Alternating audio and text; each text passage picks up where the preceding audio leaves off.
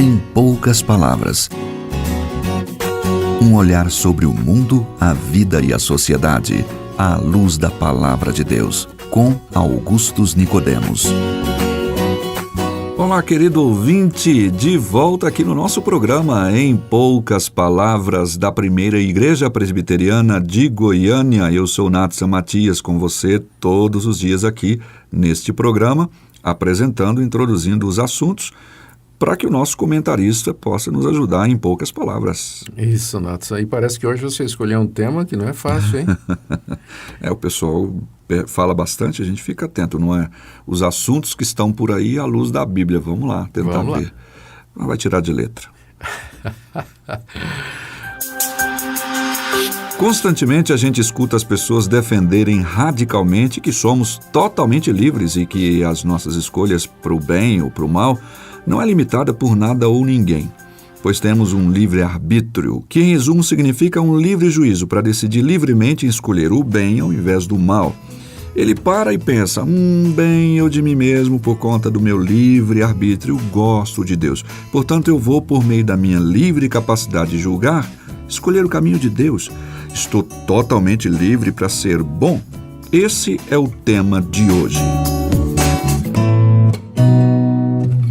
Pastor, nós vamos ser tentados a usar mais tempo do que temos, mas como é que a Bíblia enxerga o tema do livre-arbítrio tão desejado pelo ser humano? Para começar, não tem nem na Bíblia esse termo, né? Quando a gente fala de livre-arbítrio, você até já explicou direitinho, a gente está se referindo à capacidade que o homem supostamente teria de discernir, escolher e praticar tanto o bem como o mal, livre de qualquer influência externa ou interna. Isso. Não é?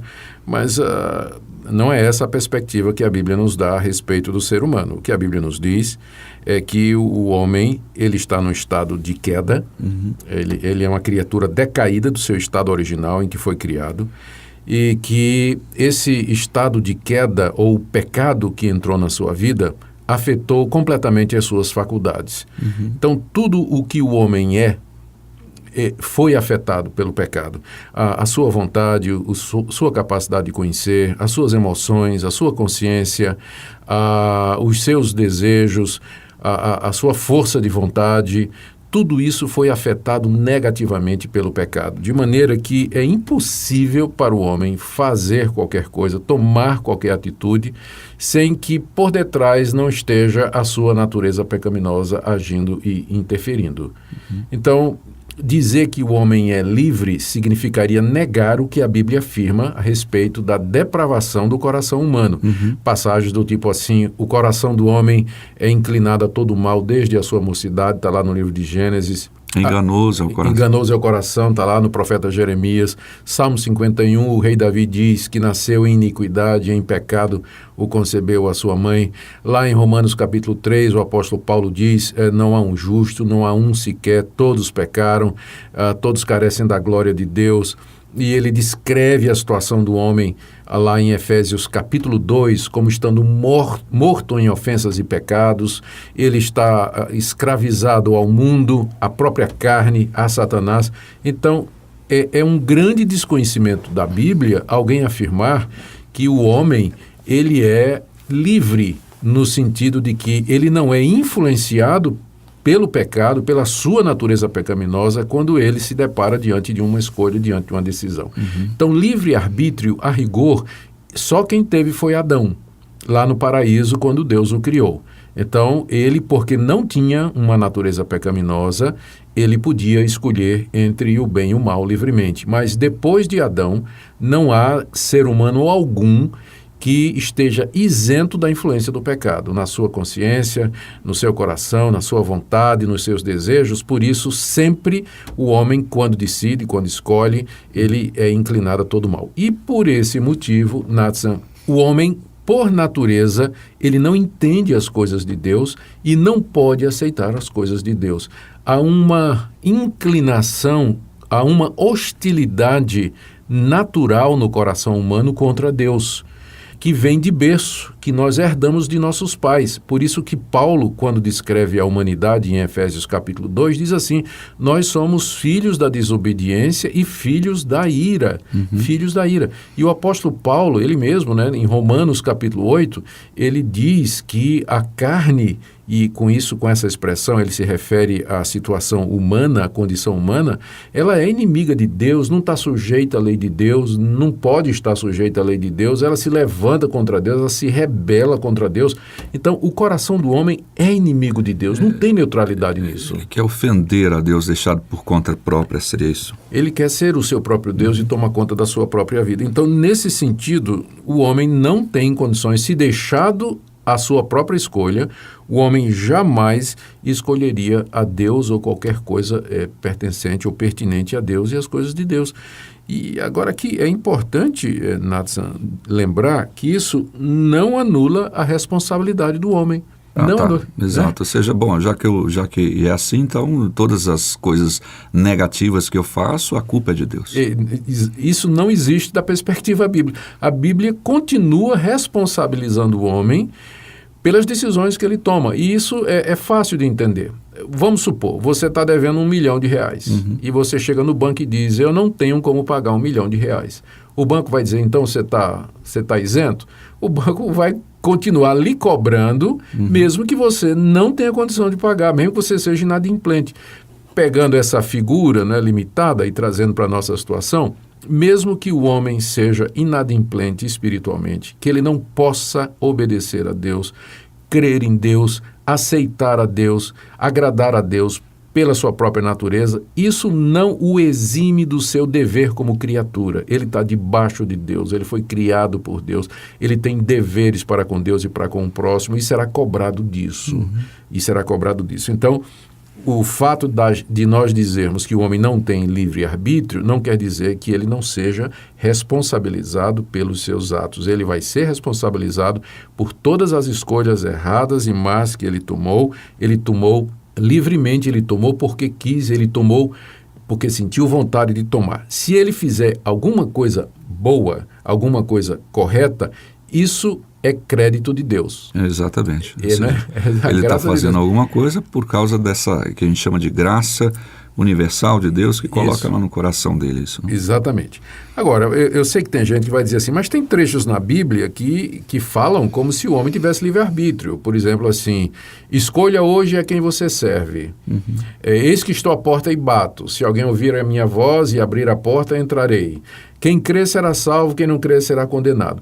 Ora, essas passagens bíblicas que se dirigem ao ser humano, colocando diante dele a escolha, fazem parte daquilo que eu falei. O homem continua sendo responsável e Deus continua em bona fide, de boa fé, chamando o homem para se arrepender, para praticar o que é correto e para crer no seu Filho Jesus Cristo. Que está nas mãos dele a resolução dessa questão. Né? O fato de que ele não nas mãos de Deus. Nas mãos de Deus. O fato de que o homem não consegue fazer o certo não o exime da responsabilidade. E a Bíblia continua convidando, chamando, apelando e dizendo para o homem que se ele tomar a decisão errada, de fato ele estará condenado. A verdade, Nathan, que há na Bíblia uma relação misteriosa entre essa graça de Deus, essa soberania de Deus e a responsabilidade humana. O homem é responsável pelos seus atos, e se ele for condenado ao inferno, ele vai por conta própria.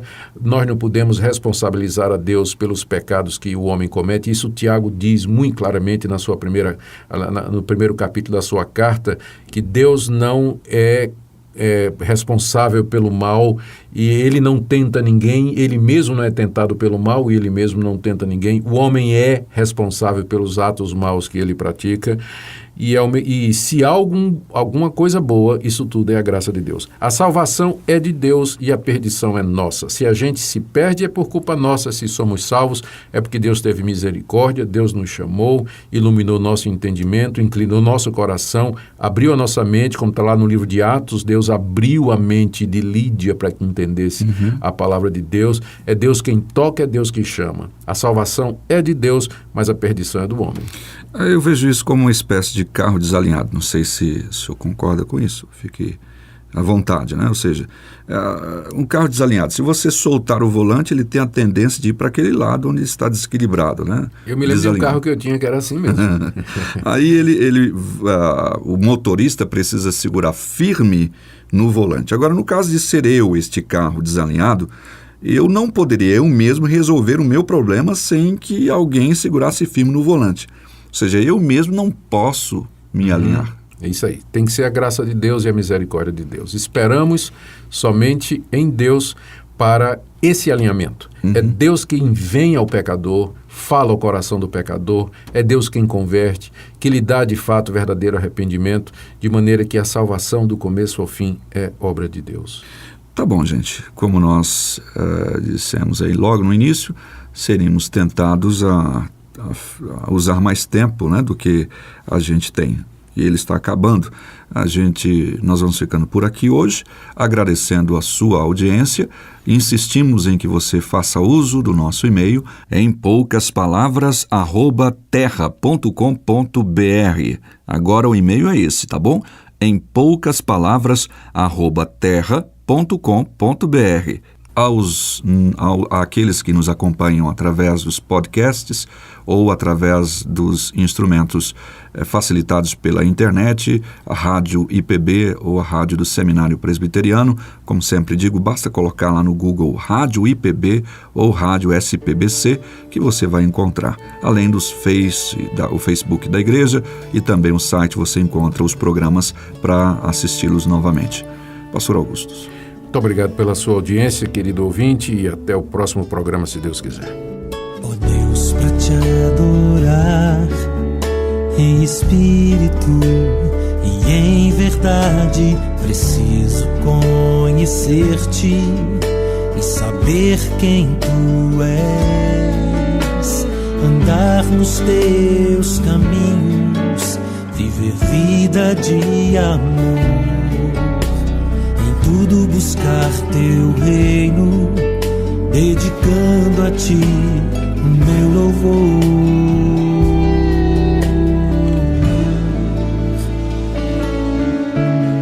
Ó Deus, pra te adorar em espírito e em verdade, preciso conhecer-te e saber quem tu és, andar nos teus caminhos, viver vida de amor, em tudo buscar teu reino, dedicando a ti o meu louvor.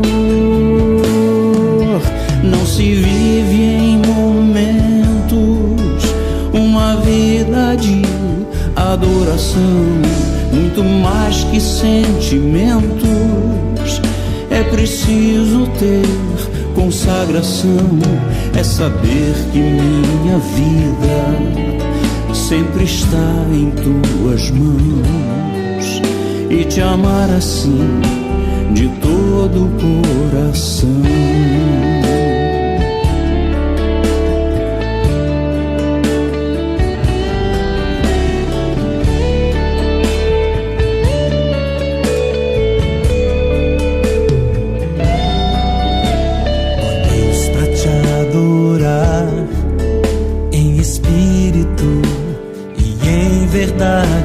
Preciso conhecer-te e saber quem tu és. Se você deseja saber mais sobre esse e outros assuntos à luz da Palavra de Deus, domingo às 9 da manhã ou às 7 da noite, será um prazer conhecê-lo pessoalmente. Primeira Igreja Presbiteriana de Goiânia, Rua 68, esquina com 71 Centro. Fone 3213-3320 www.pipg.org.